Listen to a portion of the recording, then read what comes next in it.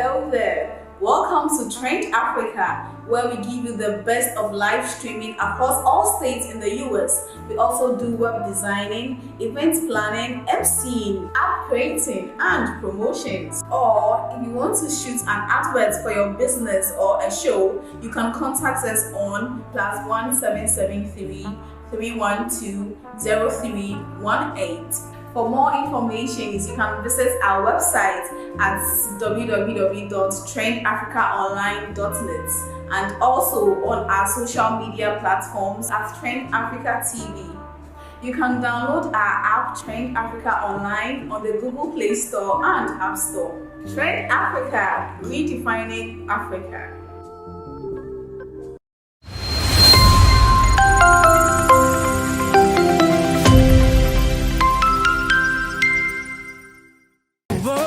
My name is Eunice Cromwell and I'm the business manager of the Ghana National Council.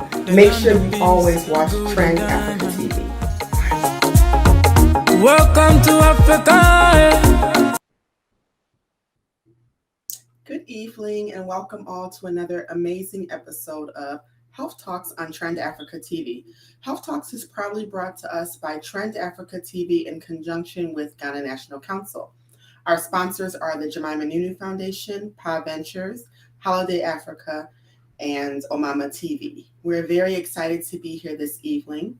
We are going to be joined today by a very accomplished urologist, Dr. DENISE, and she's going to be speaking to us all about prostate cancer and male infertility.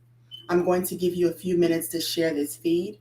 Tell a friend to tell another friend that it's time for Health Talks. I'm Dr. Araba, and we'll be right back. Looking for that special gift for that special someone? Looking to bring life into your personal or family portraits? ArtBank is your creative bank of art solutions. We provide a wide range of digital photo editing and paintings that will transform your images into exquisite yet affordable pieces of art. We bring old photos back to life. Your photos can be framed or made into canvas prints of any size of your choice. Our ultimate goal is to bring into your homes and offices amazing masterpieces through eye-catching portrait paintings for occasions such as birthdays, graduations, award ceremonies, funerals, and many more. You can locate us on Instagram at @bankgh. You can also contact us on 312-609-9907 or @bankgh@gmail.com for all your inquiries. ArtBank, reviving your images. Chocolate is the first luxury. It has so many things wrapped up in it. Deliciousness at the moment, childhood memories, and that grind-inducing feeling of getting a reward. Now think about it. Chocolate presented as things you love the most. Yes, and edible too. Try our chocolate shoes and your love for chocolate will go a notch higher. You will never see chocolate just as a bar. Your imagination will go wild. Go ahead, take a bite. Kabi.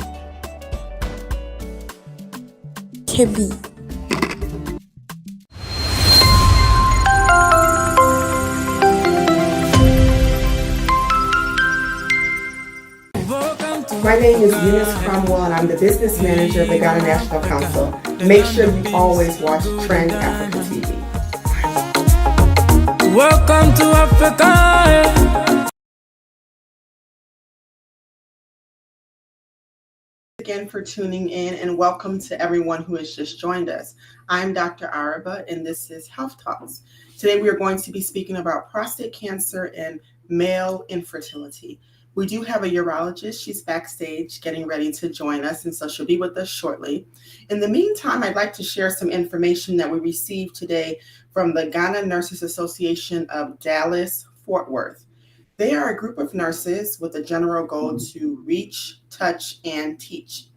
Recently, they embarked on an 8-day medical mission to Ghana, and they visited and donated a 40-foot container to benefit Nsahum Orthopedic, Komfanachi Teaching Hospital, as well as Kolobu Teaching Hospital. Their fundraising is to benefit their community here in the United States and in Ghana. For Ghana, they are looking to try to obtain a crash cart and they are also building a clinic for the children in Menteng. For the USA to continue to reach out via all various programs, like their mentorship program that tailors to the need of the community. They're also guiding Ghanaians interested who are in nursing. They have health fairs. They also fed about 50 people in 2019 at the peak of COVID-19. GNA, which is the Ghana Nurses Association, definitely needs exposure, and they definitely need our help. So all of us who have friends and family who are in the Dallas area, this is a great opportunity to come out on November the 13th.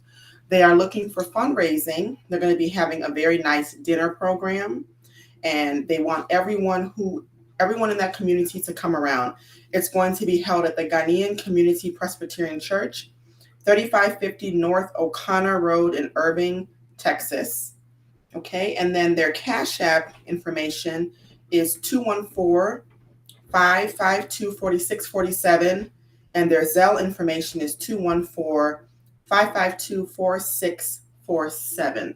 Let us take their video so we can see what they're all about.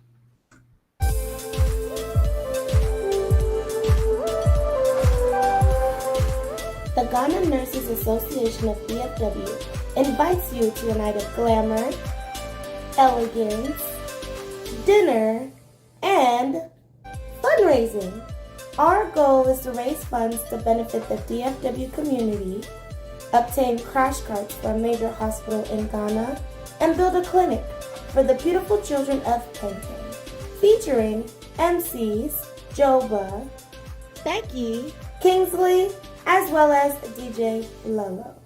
Join us on November 13th at 6 p.m. for a night to remember.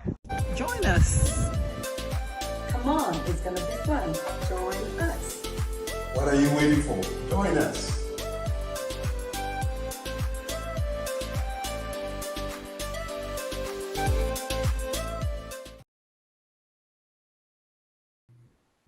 A wonderful initiative, and some of the members of their association will be joining us next week to tell us all about this initiative and how they developed the Ghana Nurses Association. So once again, if you do live in that area, please make sure that you support them. They have great benefits, and they want to support the Texas area, plus they want to support the children in Ghana. We'll take a quick break. When we come back, we're going to talk a little bit about the Ghanaian Community Health Clinic that's planning to open in Chicago on November 13th. Everyone that is working with us is very excited. We just like to make sure that everyone is aware about it. We're taking a quick break, and we'll be right back. Check out this beautifully made artistry of coffee tables made from a combination of recycled tires, jute ropes, wood, and fabric to suit your style. Yes, we make to order. These coffee tables can help you make a statement in your bedrooms, offices, and living rooms. But remember, we only ship within the USA and Canada after shipping cost is paid. Call Jasper Designs on 1-306-203-2650 or email us at doduyayra@gmail.com. Follow us on Instagram at Jasper Love or follow Pearl Yara Agboka on Facebook. Don't be left out. Please place your orders now. My name is Eunice Cromwell, and I'm the business manager of the Ghana National Council. Make sure you always watch Trend Africa TV. Welcome to Africa. Thank you once again for staying tuned. So the Ghanaian Community Health Clinic is going to be providing comprehensive preventative care and helping patients monitor all type of chronic conditions. We serve to lower medical costs by reducing expensive emergency visits and hospital stays by operating as a patient-centered medical center. Now, for those of us that live in the Chicagoland area, I'm sure that you remember the Community Health and Wellness Expo, which we were doing maybe every 6 to 7 months before COVID happened. When COVID started, we actually did a virtual one. Now the community, because of all their needs, has access to do a clinic. This clinic will be on the second Saturday of every month. And we're first going to start off with the Methodist Church. It may change locations so that we can be able to help everybody in every area.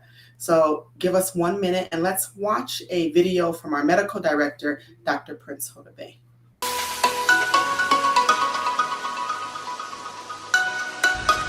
Fellow Ghanaians in the Chicago area.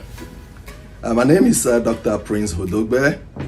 I am a family practice physician and have been practicing in the Chicago area for some time now, for a very long time actually.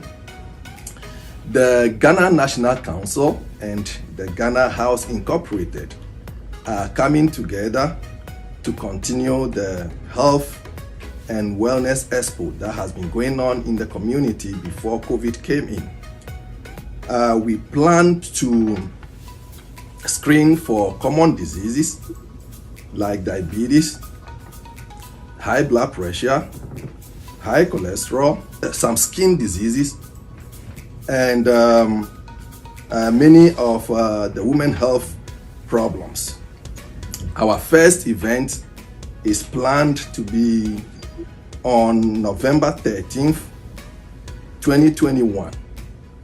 We also plan to educate the community on the vaccinations, especially the COVID vaccines and also the influenza vaccines. And if possible, we are planning to have some supplies of the COVID and the flu vaccines and give them to people who have not yet received their vaccinations, especially the COVID vaccines at that time. We encourage the community to come in their numbers and participate in this event. As I said, if we have more people participating, we may increase our once a month event to maybe twice a month, but that depends on the number of people who come in to the first event and people who are interested in the events going forward. The first event will be held at the Methodist Church on North Killer Avenue. The exact address is 4047 North Killer Avenue, Chicago. And we plan to see as many people as we can see on that day. The event starts from 11 o'clock and runs through 3 p.m., 11 a.m. to 3 p.m. We want to see many people in that event, and from that point on, the second Saturday of every month, we will be holding this event from Ghana National Council in conjunction with Ghana House Incorporated.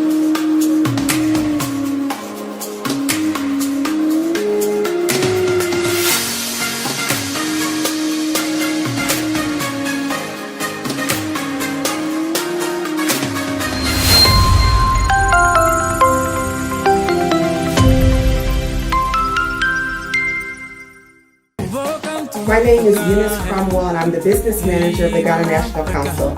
Make sure you always watch Trend Africa TV. Welcome to Africa.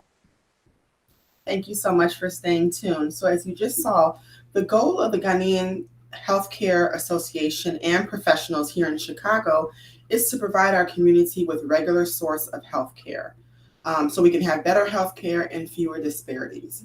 With this, we are sure that patients are more likely to receive preventative services, identify chronic conditions a little bit earlier, which will result in better outcomes. And that is what we want for our community.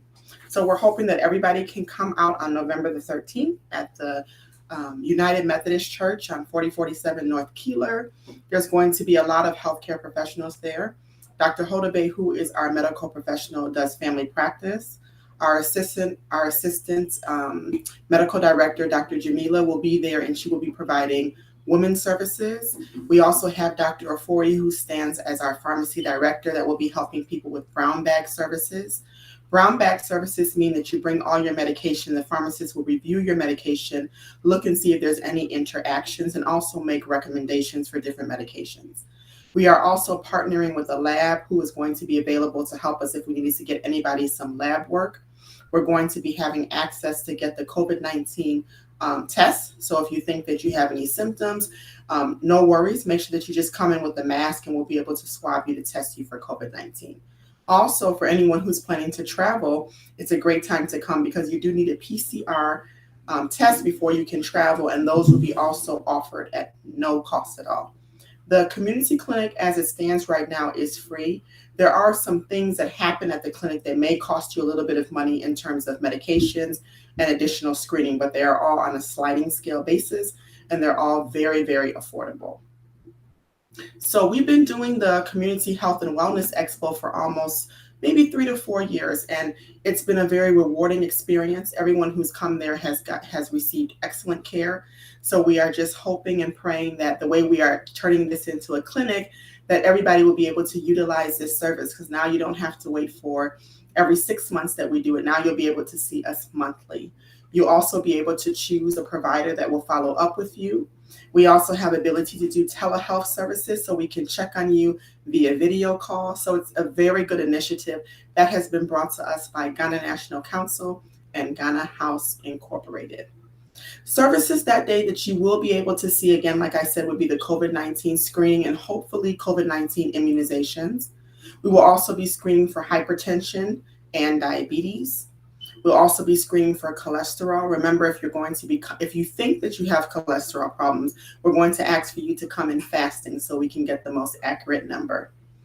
We do work with a number of dietitians that will be providing us with nutritional counseling. There's mental health counseling available, travel health consultations available, which we know are very expensive. For those of us who are getting ready to travel back home for the holidays, it's expensive, and you can come and get it done absolutely free at the clinic. And then we'll have women's health, as I said, by Dr. Jamila, and then pharmacy services by Dr. Forey.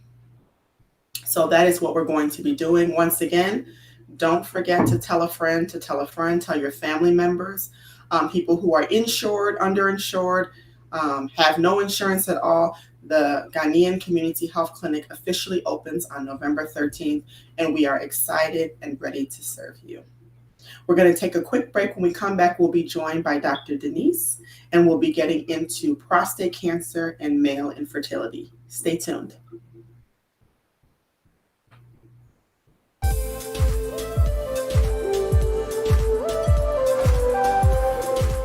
The Ghana Nurses Association of DFW invites you to a night of glamour, elegance, dinner, and fundraising.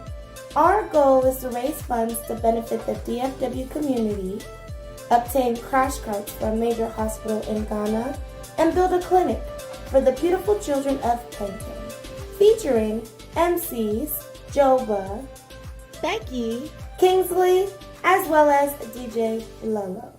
Join us. Join us on November 13th at 6 p.m. for a night to remember. Join us. Come on, it's gonna be fun. Join us. What are you waiting for? Join us.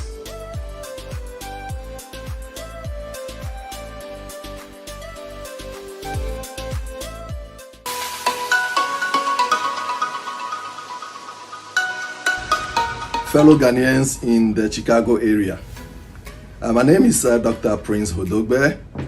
I am a family practice physician and have been practicing in the Chicago area for some time now, for a very long time actually.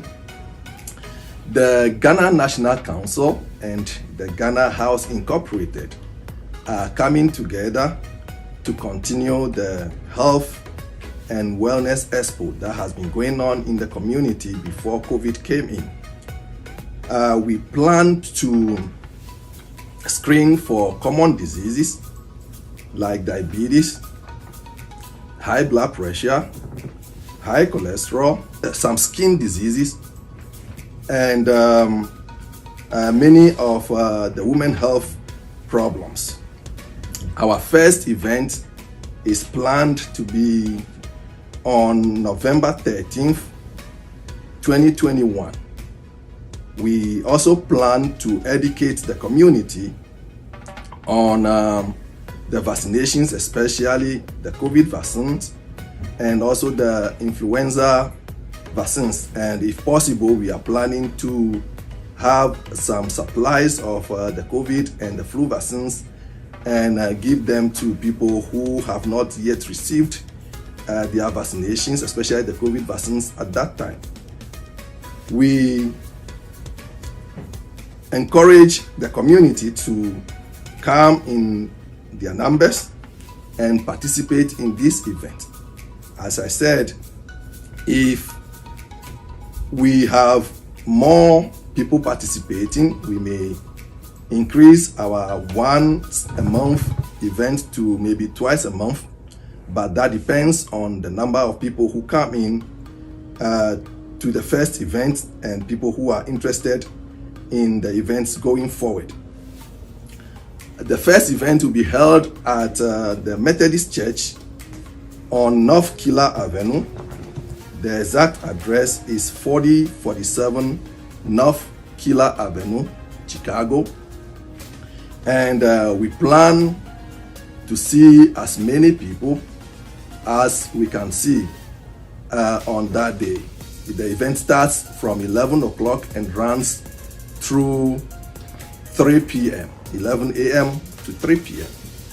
We want to see many people in that event, and from that point on, the second Saturday of every month, we will be holding this event from Ghana National Council in conjunction with Ghana House Incorporated.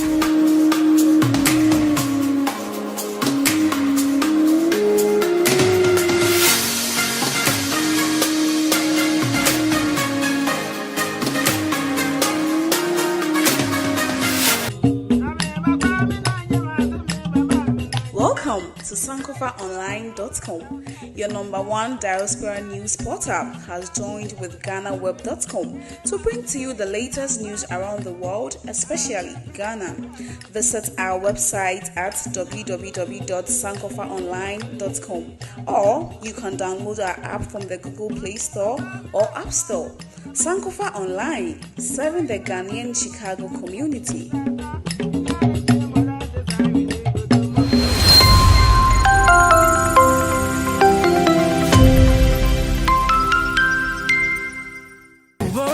My name is Eunice Cromwell, and I'm the business manager of the Ghana National Council. Make sure you always watch Trend Africa TV. Welcome to Africa. Thank you once again for joining. Cancer of the prostate is a gland that is part of the male reproductive system. It is a major health concern for many men. The disease is rare before the age of 50, and experts believe most elderly men have traces of it. Prostate cancer usually grows very slowly, often causing no symptoms until it is at its advanced stages. Doctors cannot say with certainty what causes prostate cancer, but many experts believe that diet contributes to the risk.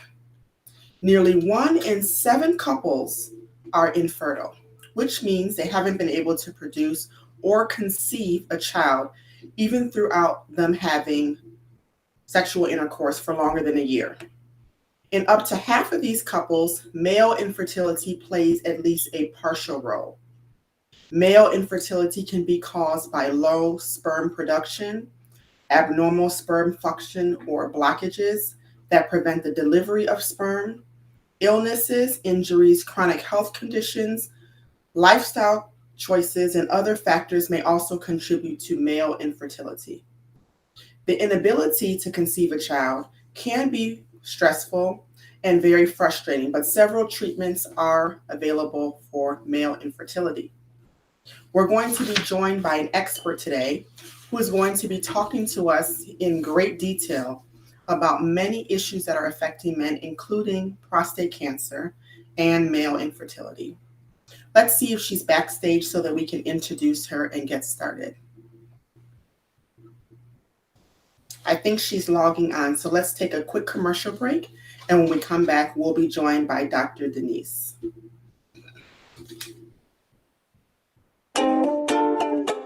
Looking for that special gift for that special someone?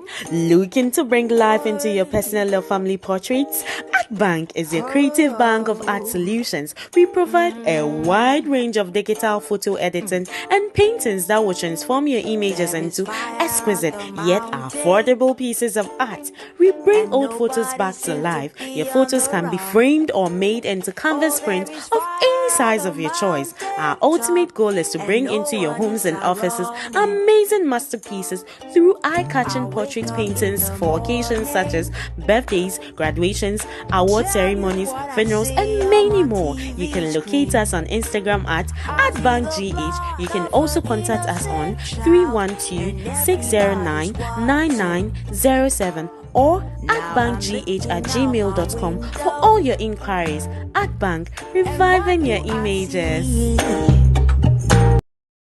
Hello there. Welcome to Trend Africa, where we give you the best of live streaming across all states in the US. We also do web designing, event planning, MCing, app creating, and promotions. Or if you want to shoot an advert for your business or a show, you can contact us on +1773 312 0318.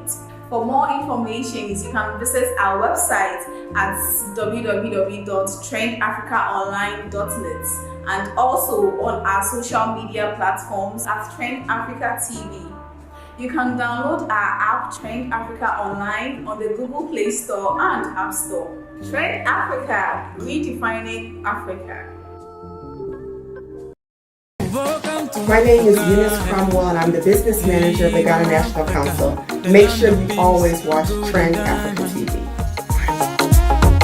Welcome to Africa. Thank you once again for everyone tuning in and staying tuned. We are now joined by our guest tonight, who is none other than Dr. DENISE ASAFU-ADJEI. She is a urologist with a subspecialty training in sexual dysfunction and male infertility. She completed a fellowship in andrology at the University of California, Los Angeles. She is currently at Loyola University, where she serves as the medical director of male reproductive medicine. She completed her urology residency at Columbia University, Irving Medical Center, and received her MD from the University of Michigan Medical School. She obtained an MPH in Health Policy and Management from the Harvard School of Public Health and a Bachelor of Science from Carnegie Mellon University. In the future, she aims to utilize her clinical research to help healthcare systems achieve access, inequity, and high-quality services in healthcare. She is passionate about mentorship and continues to actively mentor medical students and residents. Finally, she seeks to ultimately create and expand urological exchange programs and partnerships in Ghana and in other African countries. She enjoys leisure, international travel, golf, musical, political history, and cooking. Dr. DENISE, we're so happy that you were able to join us. Good evening and welcome. Thank you so much for the generous introduction, and it's a pleasure to be here on this platform. The group here in Chicago does a lot of great work, so I'm looking forward to also joining in that. Thank you. We're so excited to have you here, and we're just going to go ahead and dig in. Normally, we start by just getting some questions so our audience can get to know you. So tell us, what exactly made you choose medicine? So I think not to be like, the typical Ghanaian child, like I want to be a doctor. I actually always really enjoyed medicine, the sciences, and engaging with people. My mom was a nurse. I have two sisters that are nurses as well. So I've grew up kind of surrounded in the healthcare space, but I felt that as a physician, I would be involved in a different aspect of people's healthcare delivery. And that's really what drove me. So urology was not something I, kind of grew up with. I actually thought I was going to be a pediatrician because I love children. And it really wasn't until medical school that I ultimately made that decision. Urology, as we're going to, talk a bit about, has a lot of just sensitive issues that a lot of people are not comfortable talking about. And I think I do a pretty good job engaging with people and getting them comfortable and talking about these issues on top of, the surgical management that this involves. So interesting medical issues, health issues, and then also being able to operate. And urologists are just the funnest surgeons. So it seemed like the perfect combination. So that's how I came down to picking urology as a specialty. Interesting. And that was my next question. How did you end up choosing urology? Because we really don't see a lot of women that are urologists. So when you were in medical school, that just really, it just really intrigued you? It did. I mean, I think, and you're right. I mean, only about 7% of urologists, at least in the United States, I don't know about the statistics in the rest of the world, but 7% women. And here, within the US, only about 2% are African American or Black. So, you think about that on a world scale. I imagine those ratios are about the same, if not worse, in other countries. So we are few and far in between, and particularly within the men's health space, there's even fewer of us, as you can imagine. So there's not a lot of Black women talking about male infertility and sexual dysfunction. So it really is a unique space. But I do share it with a few fabulous women that we're a pretty small network. That's amazing. And congratulations to you by being the medical director. That's a huge accomplishment, being a Black woman in that position. So we are very, very, very proud of you. So congratulations. Oh, thank you. I have a great support system, lots of mentors along the way. So I feel very fortunate to, be where I am on many fronts. So thank you for the accolades. More than welcome. So we're going to go ahead and start talking about prostate cancer. And, for everyone who's watching the show, we know that number one, this topic is sensitive. And we also know that sometimes it's complicated. But Dr. Denise is an expert. She's an educator. And she's going to be breaking everything down in a way that is understandable. And of course, if you have questions or concerns, please send them in. If you feel uncomfortable to maybe send them on the platform, please feel free to send it to me privately. And I'll make sure that Dr. Denise gets it. So let's start by just asking you, what is prostate cancer? So prostate cancer is cancer of the prostate gland, which is only found in men. This gland is responsible for really making most of the volume in your ejaculate. So men, when you have sex and you come, most of that fluid is made by your prostate. What sits behind the prostate, but not something that the prostate makes per se, are the nerves that are responsible for your erections. And so when we think about prostate cancer, and typically why it seems to be so worrisome, amongst men, the nerves that do control your erections run behind the prostate.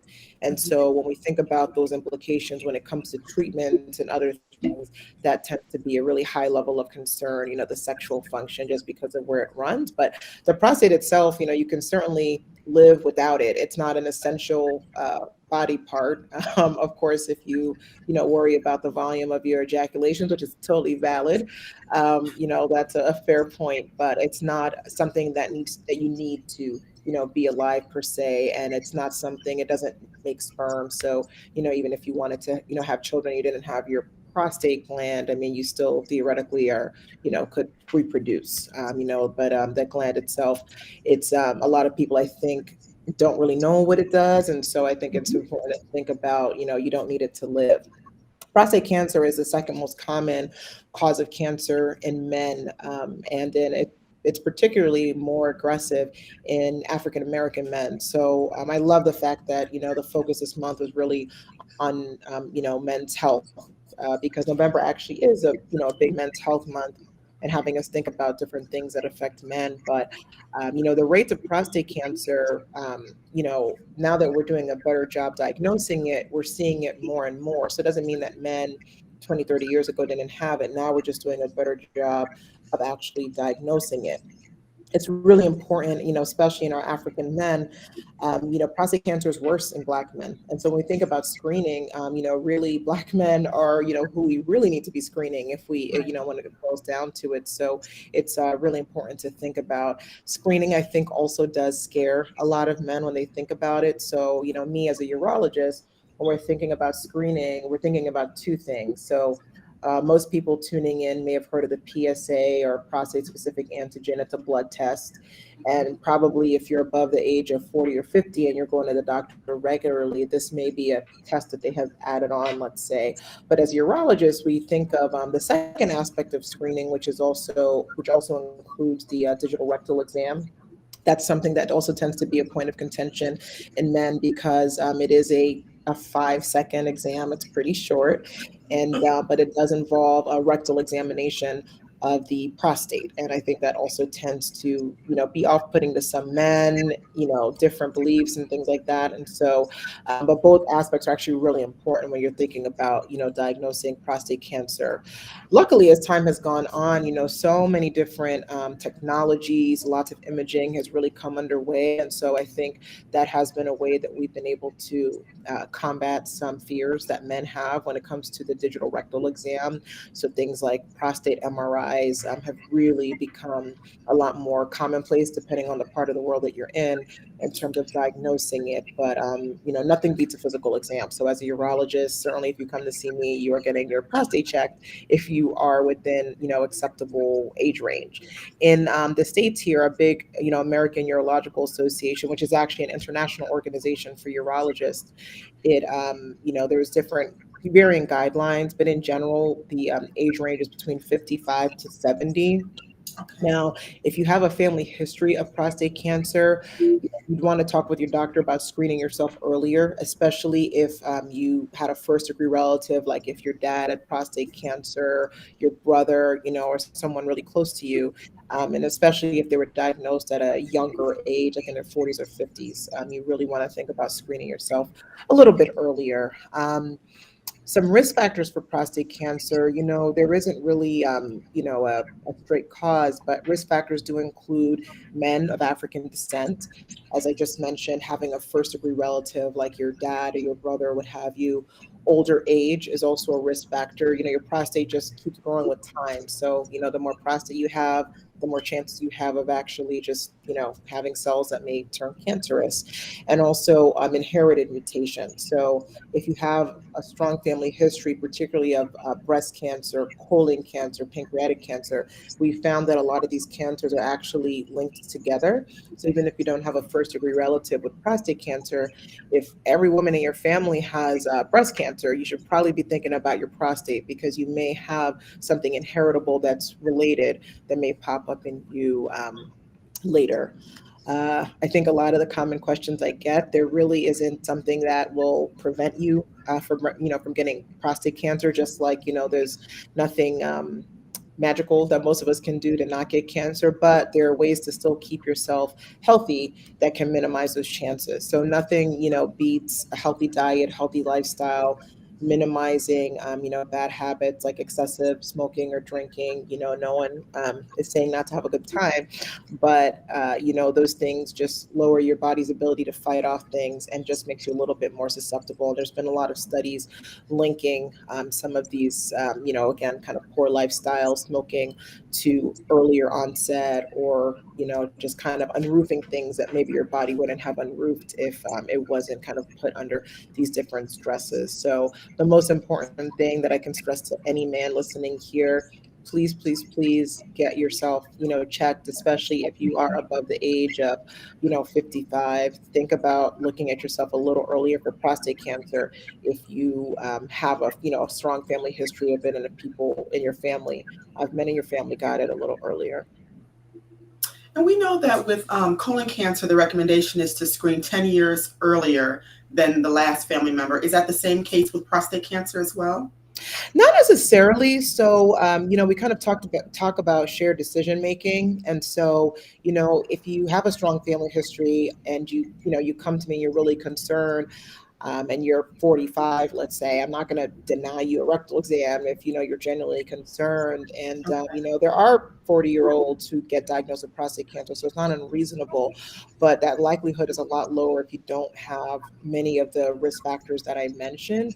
But certainly if you do, and you're concerned, I can't imagine a physician that would refuse checking you out.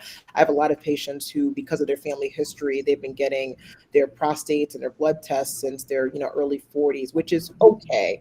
But we have found just by doing more studies of prostate cancer that, probably before 40, there really isn't any indication earlier than that. But once you kind of hit the 40s, it really is up to you and your physician and really what your concern level and history is like. To be able to check it. Okay. And you talked about shared decision making, which is a good point and brings me to my next question. What type of doctors are also involved in diagnosing you with a prostate cancer diagnosis? So, certainly as a urologist, if people want to, are thinking about prostate cancer or concerned, I will see those patients, but, a primary care doctor, should be able to check your prostate and, do a rectal exam and, get your blood test. And so I think if you don't necessarily see a urologist for, any, particular reason, I think it is reasonable to make sure that you're plugged in with a good primary care physician so that they are, doing their due diligence in regards to digital rectal exam, PSA blood test, and talking to you and counseling you about this. Men in general, compared to women, usually are not seeking out healthcare as much. And so it's even more important for women that are listening in, or if you have a dad who's a little, weary of the healthcare system, just make sure they have a doctor that they're comfortable with, that, that they trust, and you as well, so that you're continuing these conversations. But I find that when there's holes in the system, so to speak, and if you don't have someone following this consistently, that is when things get missed.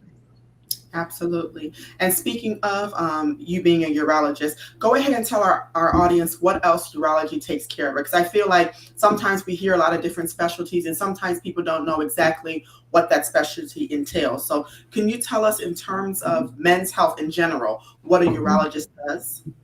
Yeah.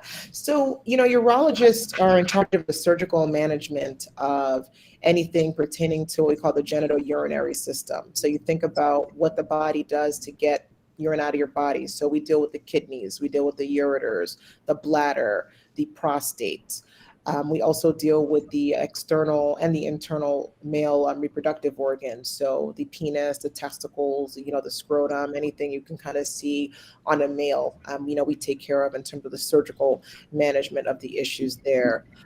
In regards to prostate cancer, in addition to, myself and like a primary care physician, depending on if you were to get diagnosed with it, let's say, there are other physicians that treat different aspects of it. So medical oncologists deal with some treatments, radiation oncologists. So there are other people who are involved in kind of the spectrum of treatment, but urologists, we do lots of surgeries and we deal with the surgical management of that and different subspecialties. So my subspecialty is within sexual dysfunction and male infertility, but there are urologists who specialize in cancer, specialize in things like prostate cancer full time and other cancers. There's some that specialize in female pelvic medicine. So, for women who may be listening, if you've had like a lot of kids and your organs are kind of coming out in your vaginal area, there are urologists who deal with kind of the pelvic floor, and there's pediatric urologists for the kids, and there's those who also deal with stone management and and using different tools, cameras, and devices to kind of deal with stones. So lots of variety, lots of versatility. Excellent. What are some of the potential side effects of treatments that for prostate cancer? So that is pretty broad. I would say that it really just depends on what your treatment modality is. So I'm not trying to get down too much in the weeds, but every treatment does come with its side effects.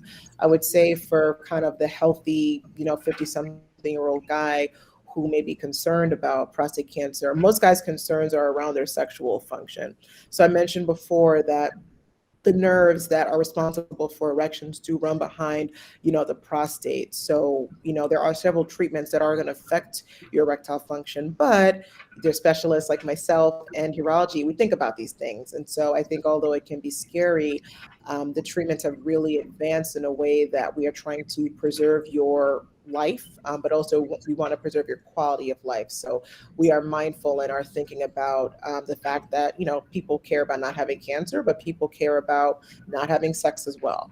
And so it's something that is really on the forefront of our minds. And subspecialists like myself really do take pride in making sure that we are thinking about the quality of life, so that once you get treated, you don't feel like you've lost something else that is really, important to you. But several of the treatments do involve, some effect on sexual function, some effect on how you urinate just because of where the prostate is positioned. So I think if you get to that point in the process, then you really really want to make sure your urologist is counseling, and any urologist would be counseling you appropriately on the specific side effects of surgery, radiation, different medications, stuff like that. And that brings me to my next question. So is surgery always the first thing that's considered, or are there medications and perhaps chemo and radiation that's considered before surgery? Yeah, great question. So what we call risk stratification for prostate cancer. So there are different treatments that are appropriate depending on your risk level. So we think of, and the risk levels are very low risk, intermediate, and high risk, and very high risk. And so when we think about those categories, you are kind of put into a bucket of what appropriate treatments are. We also consider your age and, kind of your vitality. Certainly, surgery is a major thing, especially as a urologist, that, we do. But we also want to think about, how healthy you are, what other comorbidities you have. Those all really play into a role, but we really think about seeing what your risk level is before we think about recommending a treatment. So surgery is not an appropriate option for everyone, but, ideally, if we were catching everyone early and screening everyone, hopefully more people would be, candidates for, more options, essentially. The more severe your prostate cancer is, your options for minimally invasive or something like surgery are more limited. Wonderful. And one question that was sent in to us, what is active surveillance? Good question. I was actually really impressed by that. So active surveillance is essentially something that we do with men who have been diagnosed with prostate cancer. It's really appropriate. Remember, I just mentioned that we put, people kind of into different risk categories. So active surveillance is a reasonable option for men who fall in the very low and low risk category for prostate cancer. And that means that when we think about the scale of severity, you're on the almost the lowest level of severity. Prostate cancer, unless we deem it to be, aggressive, for the most part, it's fairly slow growing. It's something that we can kind of monitor and watch. So depending on your comfort level, it's a shared decision, again, with your urologist, with your physician, as to what you want to do. Not everyone is gung-ho or eager to get treated. And it doesn't mean that everyone has to run to get treatment either. If you are low risk, we do have different strategies to still keep a close eye and take action if a cancer starts to, what we call behave differently. But if you're very low risk, now with all the technologies with imaging, with different tests to kind of see how aggressive things are, it has been a great way for men to still maintain a semblance of normalcy. While us still kind of watching, that cancer unfold. So it is something that, we really make sure that you are truly low risk before we would start you on that protocol. And there isn't a standard national protocol for this. All urologists kind of manage it generally the same, but there's not like an exact guideline for everyone. But it does involve pretty regular monitoring of your blood tests, your prostate, to make sure that it hasn't progressed. And at the moment that it ever were to progress, then treatment would be initiated. And so generally prostate cancer is a slow growing cancer, but I feel like with younger people, it gets treated a lot faster than older people. Just what I've seen just from talking to different patients. Most patients that I've seen, they're like 70, 80. They really don't do that much, but I have seen someone who's like in their early 40s and it was aggressive, like they did a really aggressive treatment. Is that how it always is? Well, I would say getting diagnosed with prostate cancer in your 40s, it probably is an aggressive form of prostate cancer, and that certainly would warrant treatment. We typically stop screening for prostate cancer after age 70, unless we're dealing with a super healthy 70-something-year-old who we anticipate will be living, the next, many years. But in reality, if you hit 70, you haven't had prostate cancer at that point, you're probably going to go from this earth from something else, and probably not prostate cancer in most cases. So that, that age range has really stemmed from a lot of research and seeing in general when guys are getting this. And if you opened up every 80-year-old prostate, 80% of them would have some degree of prostate cancer. It's just, as time goes on, you just have more prostate, and it's expected. But the younger you are, the reason why we're more aggressive is because you probably have a more aggressive form of prostate cancer, and you have a longer life to live. At 40, you still have plenty of life left. So it is, reasonable. And we are aggressive with those patients just so that we can, prolong what otherwise would be a long life. Excellent. Very good. And then another question is, how does hormone therapy work? Yeah. So I won't go into too many details about that because that's probably a very, very convoluted conversation. But as I, just to reemphasize with prostate cancer, if you're diagnosed with it, we really have to think about what your risk level is. And so depending on your risk level, that determines what kinds of treatments you're a candidate for. Okay. If you're at the point of needing hormone therapy, you're at a more advanced form of prostate cancer, and it probably is being combined with other things, but it's not a first-line treatment for like a low risk or your run-of-the-mill prostate cancer. A guy who's on hormone therapy, it's a little bit, more advanced.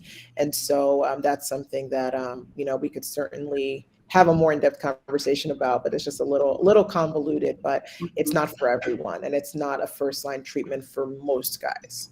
Okay, fair enough. And there were a lot of intense questions that I did get. So who is an ideal candidate for immunotherapy? So, I'd say this again as very specific and as very patient specific. Immunotherapy is, more and more, and not just in prostate cancer, but lots of cancers is being looked to as a treatment modality because we are realizing that everyone is different and we can use what our body already has to essentially fight off a lot of these cancers. So I think we are continuing to see how immunotherapy is really changing the landscape of cancer treatment. Within prostate cancer, what's exciting, we're finding that there's just a lot of commonalities between different types of cancers. And so immunotherapy, again, not a first-line treatment, but I do imagine within the next 5 to 10 years, even sooner, I think we are going to see more of that as being an option. But I would say as of now, the options, that are available are really for more advanced kinds of, prostate cancer. But they're really, again, for the run of the mill, it's not going to be the first thing that's recommended, but it tends to be more advanced stages. But I do think we're going to see a lot more of that becoming an option for even some of the lower, stages or lower risk patients. Wonderful. And you talked to us already about the PSA, but this person asks about the Gleason score. Also, good question. So a couple of years ago, we still incorporate the Gleason score, but not to, again, get too much in the weeds, but when we get tissue samples from the prostate and we send them off to a pathologist, which is just, a physician that kind of deals with at identifying what's happening really on the molecular, cellular, and microscopic level of, different kinds of tissues. And they have lots of other roles, but, I just, for prostate cancer specifically, when we work with pathologists, they are basically telling us is cancer there or not. So the Gleason scale is something that historically, that was created to basically describe how abnormal the prostate cells were. And so the higher Gleason scores were associated with more abnormal, atypical looking cells, which were more associated with kind of, more severe forms of prostate cancer. So now when we're grading prostate cancer, we have what we call grade groups.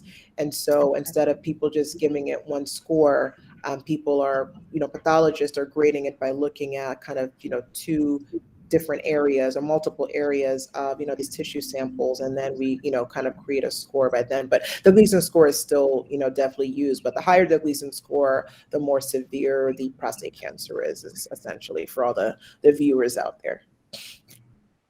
Excellent. And how likely is prostate cancer to progress without treatments?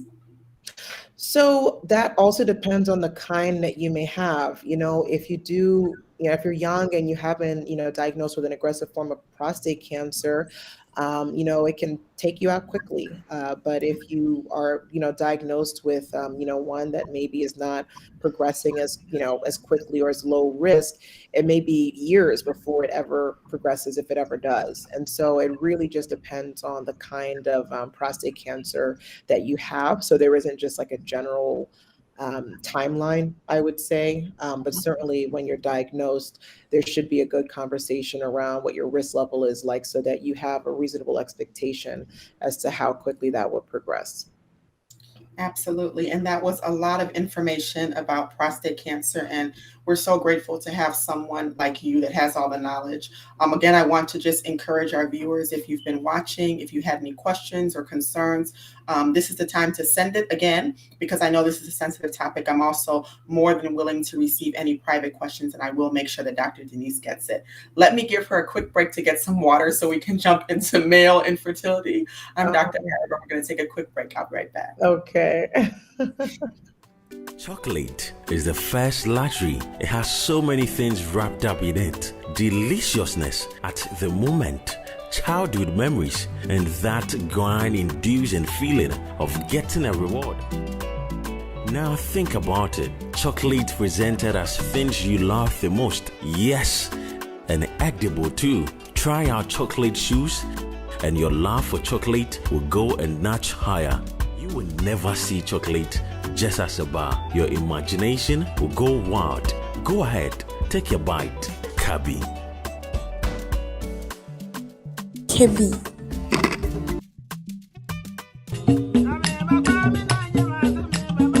Welcome to sankofaonline.com. Your #1 diaspora news portal has joined with GhanaWeb.com to bring to you the latest news around the world, especially Ghana. Visit our website at www.sankofaonline.com, or you can download our app from the Google Play Store or App Store. Sankofa Online, serving the Ghanaian Chicago community.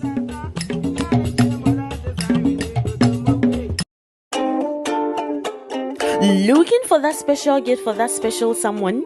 Looking to bring life into your personal or family portraits?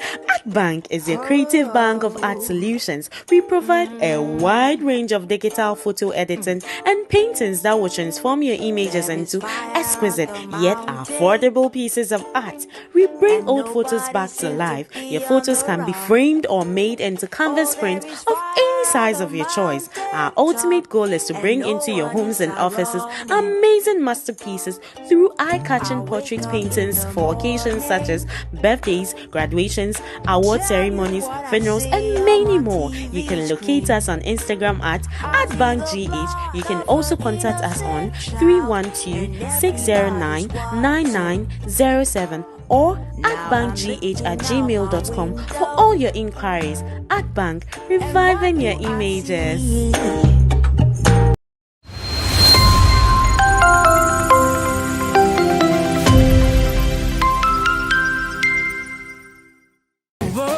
My name is Eunice Cromwell, and I'm the business manager of the Ghana National Council.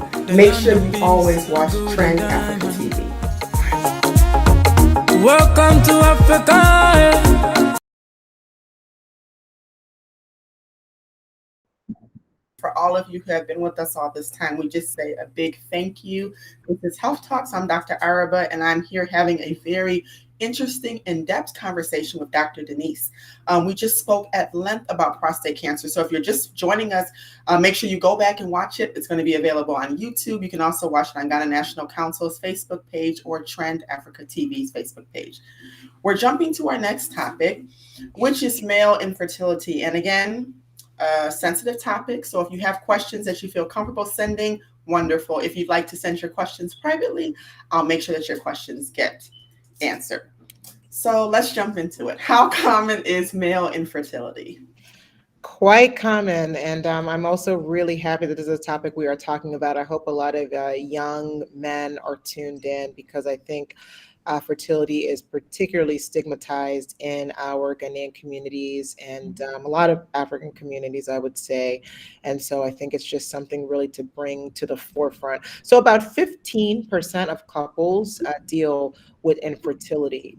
And, there's a lot of data and a lot of studies that have been done worldwide. Unfortunately, when you think about disease, you need people to actually report them to accurately get the numbers. So in general, it's quoted that about 12% of men suffer from infertility, but we truly don't know the numbers because actually a lot of men, especially in African, Middle Eastern, other countries, actually are too afraid to report it.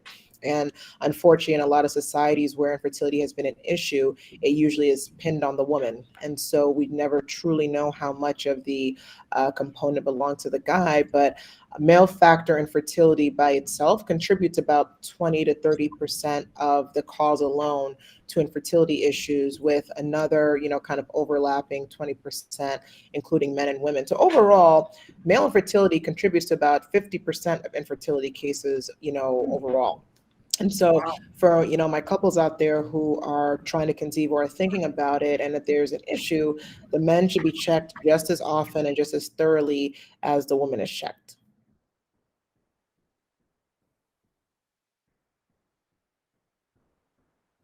I'm sorry, I pushed mute and was trying to turn mute off. I'm really, really happy that you said that, because I think that this also goes to culture, right? We're talking about having different cultures and people, the expectations of what a man should be able to do, and giving that assurance to let everyone know that sometimes it's not just the female, it's both of them. So recommendation is for both people to get tested so you can find the root of the issue and of course get it fixed so you can be able to have your family. I think that's the ultimate goal that everybody wants to see. Yeah. So what are some symptoms for male infertility? So I wouldn't really say that there are symptoms, but the men that come to me have been trying to conceive for a while and not having success. Perhaps some of them are a little bit more in tune and have a family history that they're aware of. But I would say most times guys are coming in either being dragged in by their partners because they haven't had success yet, and they're like their last ditch effort is like oh, I guess I'll get myself checked out. But I do think more and more guys are being more proactive about thinking about, hey, what's my status? I think women are a lot more socialized to think about our fertility and how that works. And I think a lot of men genuinely don't think that they can't ever they can conceive. Fertility in men is really tied to masculinity and just their sense of manhood. So it's just something that I hope as a society we can kind of shift the conversation and change the paradigm of people thinking about it as a disease, because it is. Just like infertility issues in women are are medical issues that need to be treated, in men it's the same thing. And so I think I hope we can get away from a standpoint of it being so stigmatized and men kind of freely and openly wanting to get treated so that they can also have the families that they desire. But it really also would be a great relief to women who are often blamed for fertility issues when guys are again contributing about 50% of the time.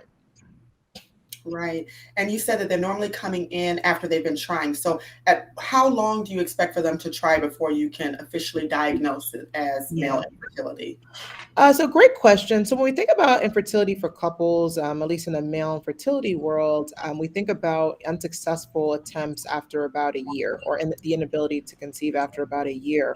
But, I think the mindset around that is also changing, in that if you want to have a child now and it's at 6 months and you haven't been successful, nothing should be keeping you from getting yourself checked out. So I don't want if you look it up, I don't want the definition to deter people from thinking about, let me just see what my status is, So in my mind, honestly, the earlier the better. But as it stands now, the definition really focuses on it being like a year of trying where you didn't have success. But I do urge people to do it as soon as you're thinking about it, and that there's nothing wrong with that. Okay, good. And let's see, what are some of the causes of male infertility? So male fertility, sometimes it can be inheritable, causes. There are different genetic, disorders that are associated with, infertility. There's still so much we don't know about it, actually. And so a lot of great scientists are doing great work on finding more and more about some of the genetic components around, infertility.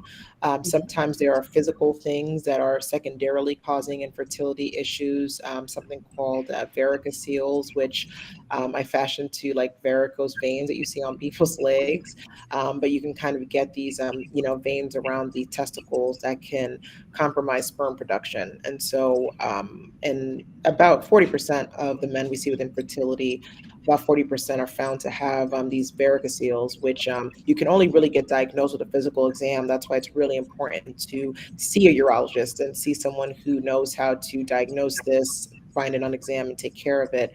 Because we do know that when this is treated in the setting of having, let's say an abnormal semen analysis, we do know that there are positive effects there. There's also hormonal things that can affect, fertility. So for all guys, you need good levels of different kinds of hormones in order to make sperm. So if those are compromised in any way, which could be linked to, lower testosterone levels, for example, or other kind of genetic disorders, those are all things that can, also affect that can also affect sperm count, and then of course your ability to have children. A lot of supplements have different degrees of, what we call exogenous testosterone, which, I think unfortunately, if you see some commercials, testosterone helping you with energy and helping you with all these things, but it actually affects your sperm count. So for my guys who are trying and you're taking supplements, look to see what's in it. If it has testosterone or any component that is linked to testosterone, that actually could be affecting your sperm count. And that's something that is not as well known as it should be. Or if you're someone who's working out, and if you somehow have access to that, testosterone is something that is normal in men. You should have normal levels of, but they are found in different settings, and I don't think a lot of men unfortunately don't think about the effects on their fertility when it comes to this. And so, but lots of different things, and just like with any health condition, just thinking about your daily habits also, really helps. And so, avoiding smoking, avoiding kind of excesses of alcohol, and just, eating well and living a good lifestyle, that does a great deal for, your sperm quality, your vitality. It does a great deal. So I don't think that can be, overstated. It's important to be healthy if you want to have children, and you and your partner should both be prioritizing good, healthy lifestyles if you are actively trying. And a question that we got in: how is the health of sperm evaluated? So the first thing that we evaluate if you're coming in about infertility is your semen analysis. And so if you are curious, that is the first thing that you should get done, just to know where you stand. The semen analysis tests a variety of things, from your sperm count, how they're moving, how many of them are moving, what kind of shapes they are, lots of different things. So that's really our window into your fertility. So that's the best way for us to tell. Okay, and that checks everything with just the sperm count. Yes. The sperm analysis, rather. Yeah. Mm-hmm. Okay. And then when it comes to sperm count, what is the normal range? So the World Health Organization changed their, ranges not long ago. Depending on what lab you go to, this number can also vary. In general, about 15 million sperm cells per cc is kind of our benchmark. But different labs will have slightly different ranges as to what they consider normal. But in general, above about 15 million sperm cells per cc is what's considered to be the norm. To be the normal. Okay. So anything below that would require additional testing? And is there anything that could cause it to be an overproduction? Well, overproduction is usually not a problem.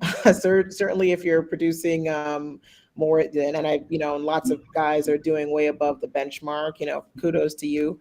But for those that are below, we will do additional testing in order to, kind of see what other problems may ensue, but there's also different levels to that. If you're at 14 and normal is 15, it doesn't mean that you can't have a child. But if your level is 1 and it's supposed to be at 15, that's a different conversation. And so when we think about where people fall, we look at the concentration, that 15 million per cc, but we also think about how much of it, how much ejaculate volume you have, just because if you think about math, if you're thinking about concentration, even if your concentration is low per se, if you have a lot of ejaculate, you have a lot of sperm. So, but we look at all that when we do the semen analysis. But yes, if it is abnormal, we do additional, kind of hormone checks and make sure that to ensure that other things are okay. Okay. All right. And you talked a little bit about just being healthy. This next question came and asked what a man can do to boost his fertility. So the first thing is to, check your status and see. I think that, as I mentioned, in terms of the numbers, in general, we quote about 12% of men being affected with infertility, but you may not fall in that camp. So I think if you're curious at all, I would get a semen analysis and see where you fall, and then we can have more directed conversations or recommendations. If you have if you have certain things that can be targeted within, your semen analysis, then that's something that we can, certainly work on. But, I would say the best advice is just maintaining a healthy, lifestyle. And if you're actively trying, you have to have a lot of sex, and you have to be aware of what sex entails. I know, coming from a Ghanaian society where we have a lot of different religions and lots of, Christian, otherwise backgrounds. And a lot of people are not having, or not encouraged, of course, to have sex, really early on. So when you are an adult, you get married, you have a partner, a lot of people may not even know what sex, entails. And it seems silly, but, we have seen couples that were not even having sex correctly. And we're not doing that. When we think about, fertility, I think, sexual education, although that is shied away from, we really do need to be having more conversations about basic sex education so that people are not encountering this in their 20s and 30s when they have husbands and wives and other partners, and they think they may be having infertility issues, but there may be some other things at play. So I think it's important just to have open and honest conversations with your partner. And if you are actively trying, you have to actively try and really try to have more higher frequency of sex. But if you really feel like something is an issue, I'd encourage you to talk to either someone you trust. I don't really know the frequency of sex therapists that are available in Ghana. I can only speak from my kind of my setting here, but certainly finding out more information if you feel like that may be an issue. But just good healthy lifestyle is the first thing I would say. But check your status. You don't really know what you don't know. So if you're curious about it, check it out and go from there. Absolutely. And I think you already spoke about the common factors that hurt male fertility. You spoke about genetic. Is there an aging component? Someone sent that question. Does age matter?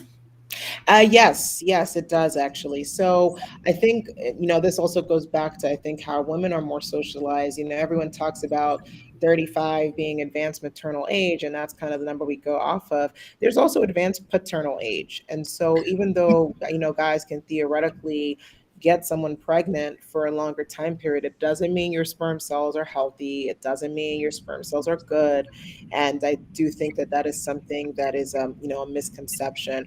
We also know that in older men that do conceive, higher rates of autism and other things have also been found. So it's not an insignificant thing to be an older man and, trying to, have a kid. But I think it's a lot more discouraged amongst women who are older trying to conceive than it is men. But, older sperm is definitely lower quality compared to kind of, younger age sperm. So I'd also say for men, even though there is a little bit of a lag compared to the age we quote for women, if you are up in your 60s or 70s trying to have a child, I would try to have a conversation with a physician about the implications of that. But you're right. Yeah, advanced paternal age is real, and older sperm is not as good as younger sperm. Very good. And you're saying that age is going to be around 60? No, I was saying that for, like most 60-year-old women are not trying to have children. Oh, yes, of course not. Yes. And most physically probably can't, but men can still, have sex, ejaculate, and they can still technically contribute to a pregnancy. But I meant that to say in your 60s and 70s, just because you can technically have a child because you're still making sperm, it doesn't mean that that sperm quality is as good as it was when you were maybe 20 or 30. And we do know that that older sperm is associated with, different health effects in offspring. And so it's not highly encouraged, but I think older men still think because they can see it and do it, it's still possible, but it doesn't necessarily mean that it's a good thing. And that's interesting that you said that. I don't think that I've ever heard anyone really talk about that, even about autism and the rest. It's always, when women are like 35, 36, even 40, they're like, oh, you can be at higher risk of this. But I've never really heard it from the other point of view. So that's very, very interesting. And for those of us who are watching, let's just really take it. I feel like this topic, even in school, like everyone's always giggling, it's what it is. But I think it's very, very important, and we should really understand what it entails and what it means. And again, if anybody has any questions or concerns, we are really encouraging you to send your questions, because one thing that Health Talks do in conjunction with Ghana National Council and Trend Africa is we are trying to bring topics that really affect our community. We know that male infertility and prostate cancer is big amongst the African American community and amongst Ghanaians.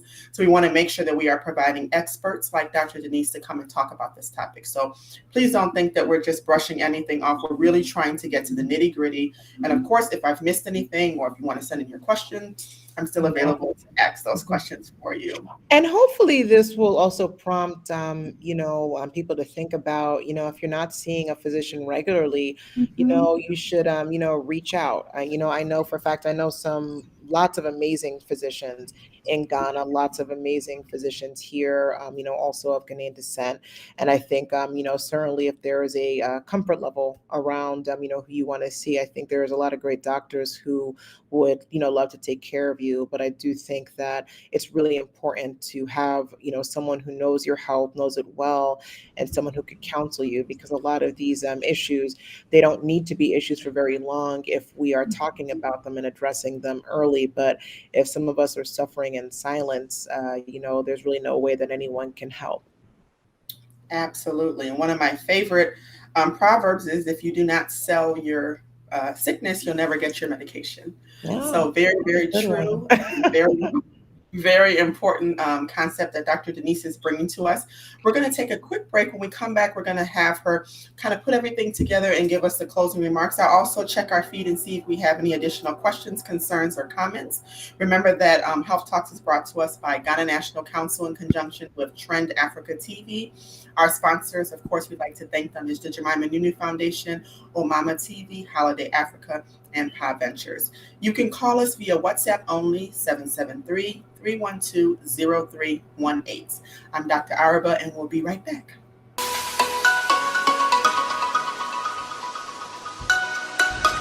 Fellow Ghanaians in the Chicago area, my name is Dr. Prince Hodogbe. I am a family practice physician and have been practicing in the Chicago area for some time now, for a very long time actually. The Ghana National Council and the Ghana House Incorporated are coming together to continue the health and wellness expo that has been going on in the community before COVID came in. We planned to screen for common diseases like diabetes, high blood pressure, high cholesterol, some skin diseases, and many of the women health problems. Our first event is planned to be on November 13th, 2021. We also plan to educate the community on the vaccinations, especially the COVID vaccines, and also the influenza vaccines. And if possible, we are planning to have some supplies of the COVID and the flu vaccines and give them to people who have not yet received their vaccinations, especially the COVID vaccines at that time.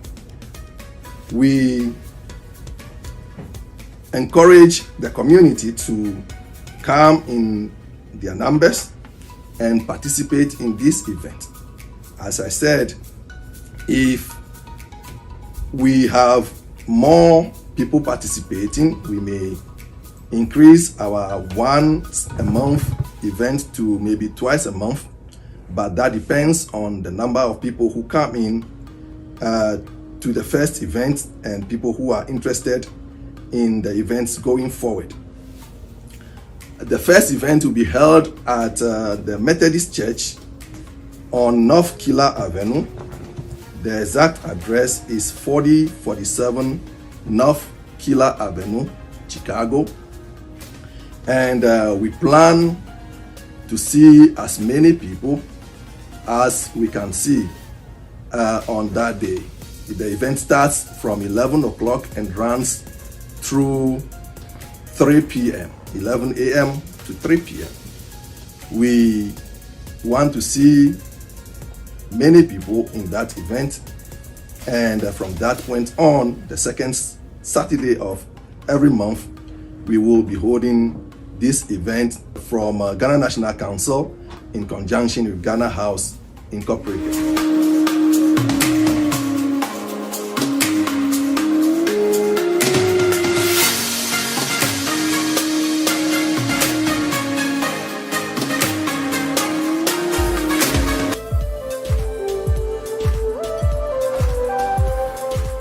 The Ghana Nurses Association of DFW invites you to a night of glamour, elegance, dinner, and fundraising.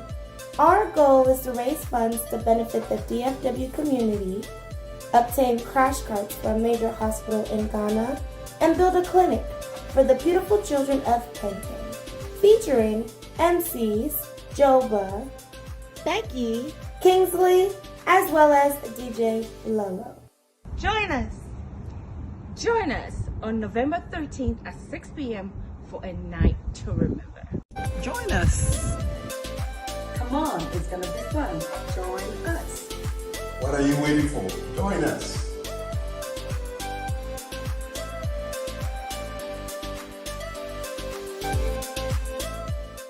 Thank you so much for choosing to trust us and for your interest in learning more about Flurry. You might probably be wondering, why has this never existed before? Why have other people not attempted it? That answer could be a lot of different things. But it's important for me to share with you why Flurry is my passion and why I would go to the ends of the world to make sure that your loved ones are protected. 2 years ago, I lost my grandmother in the most unfortunate situation. She needed care in Ghana, but never had the infrastructure, even though we sent money to her, to be able to make the right choices and access the care she needed and deserved. I don't want that to happen to you. A year ago, I went through a very traumatic experience. My mother had fallen sick on her birthday. She had a mini heart attack. She was taken to the hospital, but like every other African mother, did not want me to worry.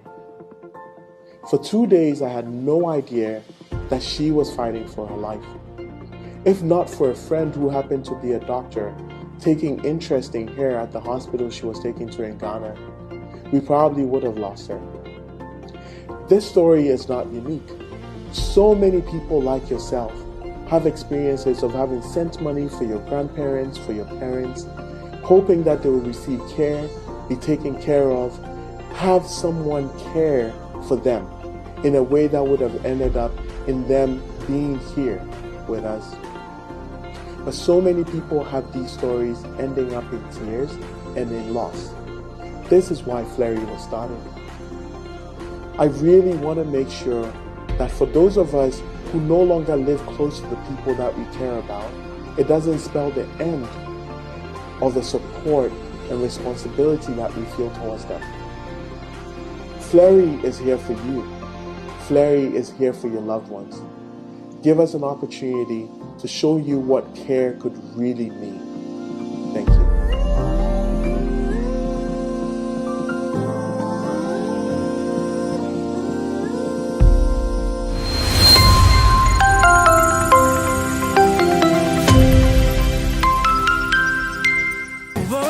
My name is Eunice Cromwell, and I'm the business manager of the Ghana National Council. Make sure you always watch Trend Africa TV. Welcome to Africa. Thank you once again for staying tuned for another amazing episode of Health Talks. I'm Dr. Araba, and I've been speaking tonight with very, very wonderful Dr. Denise. We actually just met, and she's just been very pleasant, and she was really willing to come on the program to educate us all. So we really have to thank her because she's extremely busy. So to get a doctor to come on a Thursday evening like this, we don't take it for granted. So Dr. Denise, thank you so much for all your education. Thank you for your willingness to share everything with us. Thank you for everything you've taught us tonight. And of course, if there's any questions, I'll just shoot them over to you. We look forward to working with you. Dr. Denise is also going to be helping us out with the Ghanaian Health Clinic. So for anyone who's watching and may have some questions that you want to see her face-to-face, she's going to be providing a schedule, and we'll let you know when urology services will be available at the clinic. So I'd like to give you this opportunity to go ahead and give your closing remarks. Yes, it was such a pleasure joining you on this platform. Again, I'm so impressed with all the work that Ghana National Council has done for Ghanaians here in Chicago and, in Ghana and just in the rest of the country. It's really very admirable.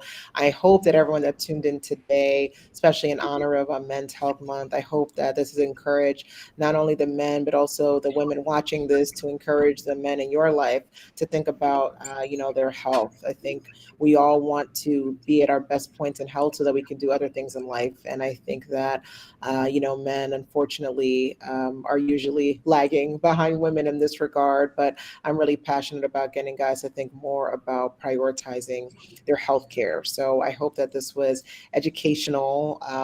As you mentioned before, now that I'm here in Chicago, certainly if anyone needs a urologist, I am, here now.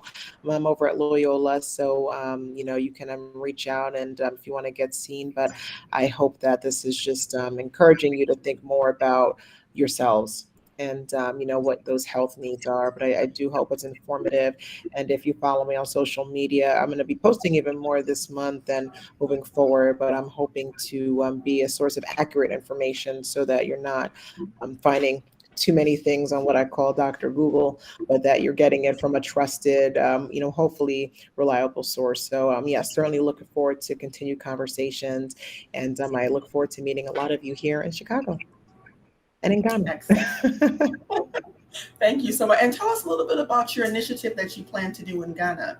Urologists are also, quite a paucity in Ghana as well as, the States here. So really looking to have more presence there, now that I'm at a great institution that really also values, global health.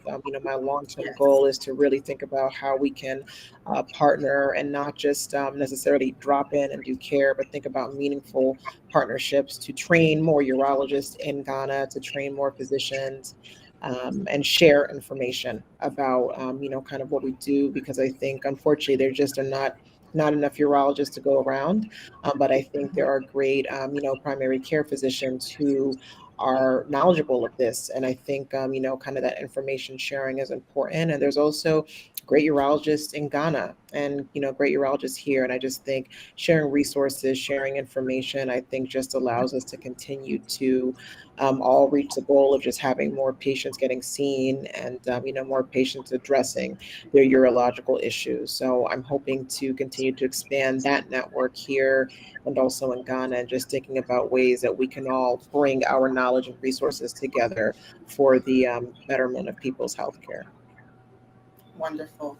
And a great initiative. We're really, really happy you came on. Have a wonderful night. And once again, thank you very, very much. And everyone follow her on her social media. She'll be providing information. And of course, if you have any questions for her, please send it to Trend Africa, or you can send it to me. I'm on Facebook and Instagram, and I'll make sure that she gets it. Thanks again. Thank you. Yes. And on Instagram, I think on all my social media platforms, it's Denise_DDOC. So you can find me. And if you want to put it in the chat function platform, you guys can all find me. But certainly for those who are local here in Chicago, come and find me at Loyola. Absolutely. Thank you. Okay. Thank you so much for having me. I appreciate it. You're welcome. Thank you so much for honoring our invitation. Okay. All right. Have a great evening, everyone. Stay safe and get screened and get checked. Thank you. Okay, we'll take a quick break. When we come back, we'll go through some of our community announcements, and then we'll wrap up Health Talks. Thank you.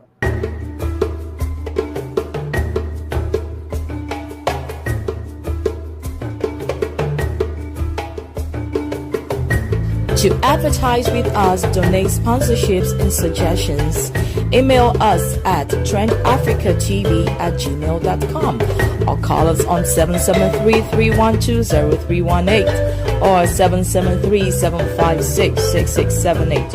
Remember to also follow and like us as Trend Africa TV on Facebook so you can always catch us live. On Instagram as Trend Africa TV 123 or subscribe to our YouTube channel as Trend Africa TV and click on the notification button to watch previous shows. You can also visit our website for your African news, entertainment, fashion and sports updates on www.trendafricaonline.net. Trend Africa TV, redefining Africa.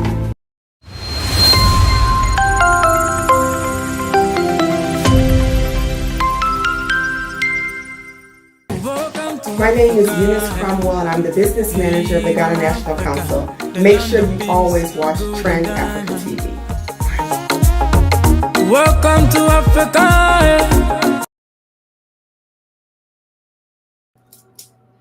Welcome back and good evening once again, and thank you for all who tuned in. Today was a very, very informative show, and I hope that everyone was able to tune in.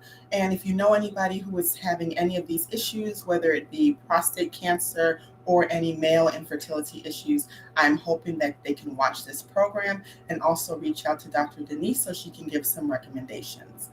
We'll go ahead and take our announcements. First and foremost, Ghana National Council does have a website, and we are open for business.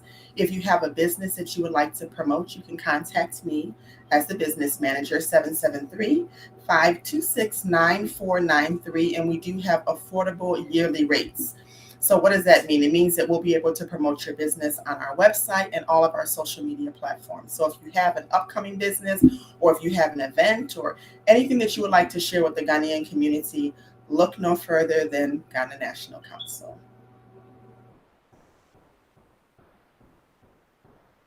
Our next announcement is going to be for Fleary. We just watched a video from our CEO, who is Mr. Sam Badu. Fleary gives loved ones back home in Africa the gift of better life. So it's a healthcare coverage plan that works. How does Fleary work? Well, Fleary is for people who live here in the diaspora. And what you can do is you can purchase a healthcare plan for your family members that live in Ghana, Nigeria, and Zimbabwe. They're working on getting other countries as well. But these are the three countries that they are primarily in. And you can purchase this health insurance plan for them. You can pay every 3 months. You can pay every 6 months. You can pay yearly. And that's going to give you peace of mind. When I say peace of mind, what do I mean? I mean that you're not going to necessarily get phone calls at 2, 3 o'clock in the morning to send money because someone needs medication, because your loved one would have already had a primary care provider. More than likely, they'll be taking care of preventative medicine. So it reduces the incidence of emergencies. This plan covers doctor consultations. It covers dental, optical, lab tests, prescription delivery, and it also covers ambulance services, which we know back home can be very, very difficult. Learn more about Fleary by visiting our website, www.joinfleary.com. Also, for our loved ones who live back home in Ghana, if you're looking for a service that can come to your home and evaluate, that would be Express Med GH. Reliable, professional service that will come to your home, and they will assess you there. So for anyone who needs anything, you can reach out to them on WhatsApp. They also have a telehealth portion of it where you can call a doctor and talk about your symptoms. This is all in an effort to reduce the incidence of people going to the emergency room. We know that when COVID-19 first started, even here in the United States, they were discouraging people from going to the emergency room because hospitals were overpopulated and they were full. And also it was more of a way to spread the disease. Same concept. In Ghana, they also took the initiative of finding out ways, how can we make sure that people don't have to always show up at the emergency room? This is a great initiative. You can visit them on their website at www.expressmedgh. They are also accessible by email, which is expressmedgh@gmail.com. You can reach out to them and they will schedule you an appointment very, very fast. They're very professional and they are willing to help. Trend Africa, let's take this one, I'm sorry. This is the organization that we just saw the video from. It's the Ghana Nurses Association. They're located in Texas. They are raising money to help the Dallas area, Texas area. They are also raising money to give to hospitals in Ghana and clinics. And so they're going to be having a fundraising dinner that is November the 13th. You can send them donations if you're going to be here and you know that you can't make it. We still want to be able to support the cause. So you can send them donations via Zelle at 214-552-4647. And that you can also use that same number to send a Cash App. They're going to be joining us next week, so we'll be able to hear directly from the organizers as to how this whole initiative came about and what else we can do to help them. But in the meantime, since they'll be joining us next week, I want to encourage everyone to send a small donation to support the people back home and also support the community in Texas. Trend Africa TV is definitely redefining Africa. We have a radio station, we have different networks. We can take care of all your media services. So you can contact us via WhatsApp at 312-0318. Also, all these programs are also ran and they need to be ran by funds. So you can also send us a Zelle payment or you can send us a Cash App payment to help support the program and all the wonderful programs that they bring about. You can visit us on our website, which is trendafricatv@gmail.com. You can check out our news outlets. We have news articles that come out all the time. And of course, you can watch all of our programs live on Facebook or YouTube. Trend Africa is available for all your needs, whether it's business cards, flyers, everything that you can think of when it comes to media falls under Trend Africa TV, and they are more than willing to help you. So check us out. Africa and Beyond for all family events and bite needs. She's selling many, many different delicious snacks. You can contact her at 773-712-5036. You can email her at africaandbeyond22@yahoo.com. They do accept Zelle using the same phone number, 773-712-5036, or you can Cash App her at Meki Majena, and she'll be able to help you. So if anyone's having an event and they're looking for some small bites to have at their event, please look no further and contact her for your next party. That concludes our announcements for today. Let's take a quick break, and when we come back, we'll wrap everything up. Thank you once again.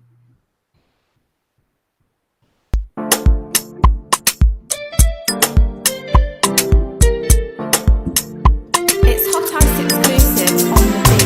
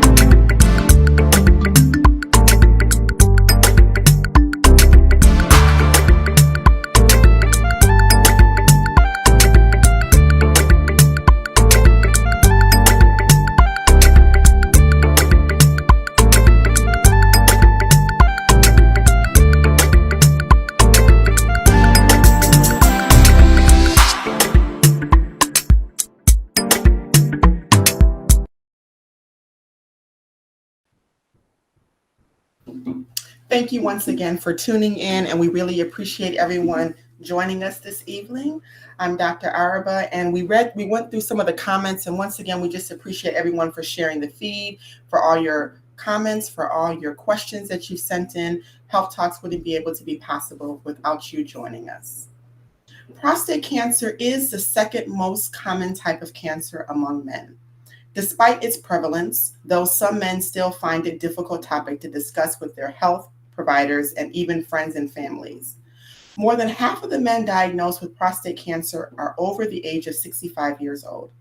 African American men are significantly more likely to be diagnosed with prostate cancer than white men.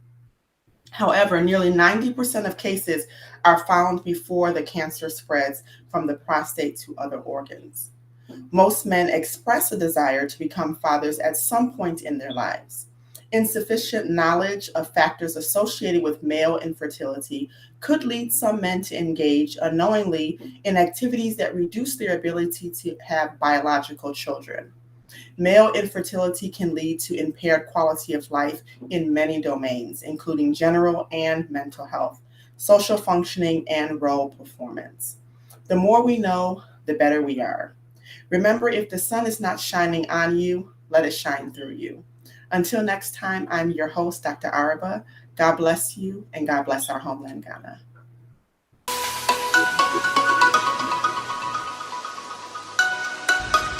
Fellow Ghanaians in the Chicago area, my name is Dr. Prince Hodogbe. I am a family practice physician and have been practicing in the Chicago area for some time now, for a very long time actually. The Ghana National Council and the Ghana House Incorporated are coming together to continue the health and wellness expo that has been going on in the community before COVID came in. We plan to screen for common diseases like diabetes, high blood pressure, high cholesterol, some skin diseases, and many of the women health problems. Our first event is planned to be on November 13th, 2021. We also plan to educate the community on the vaccinations, especially the COVID vaccines and also the influenza vaccines. And if possible, we are planning to have some supplies of the COVID and the flu vaccines and give them to people who have not yet received their vaccinations, especially the COVID vaccines at that time. We encourage the community to come in their numbers and participate in this event. As I said, if we have more people participating, we may increase our once a month event to maybe twice a month, but that depends on the number of people who come in to the first event and people who are interested in the events going forward. The first event will be held at the Methodist Church on North Killer Avenue. The exact address is 4047 North Killer Avenue, Chicago. And we plan to see as many people as we can see on that day.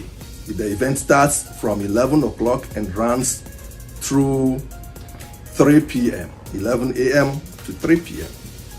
We want to see many people in that event, and from that point on, the second Saturday of every month, we will be holding this event from Ghana National Council in conjunction with Ghana House Incorporated.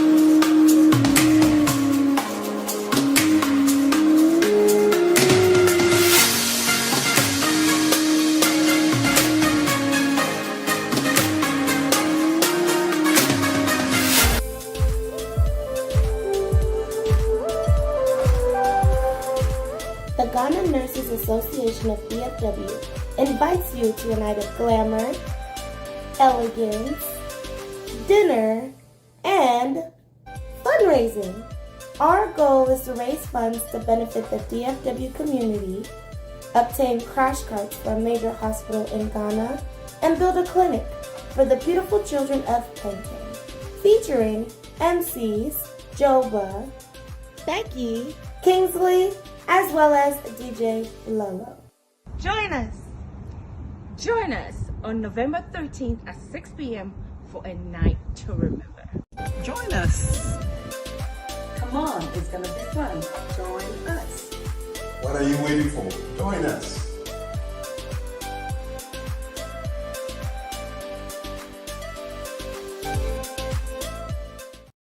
Hello there. Welcome to Trend Africa, where we give you the best of live streaming across all states in the US. We also do web designing, event planning, MCing, app creating, and promotions. Or if you want to shoot an advert for your business or a show, you can contact us on +1 773 312 0318. For more information, you can visit our website at www.trendafricaonline.net and also on our social media platforms at Trend Africa TV. You can download our app Trend Africa Online on the Google Play Store and App Store.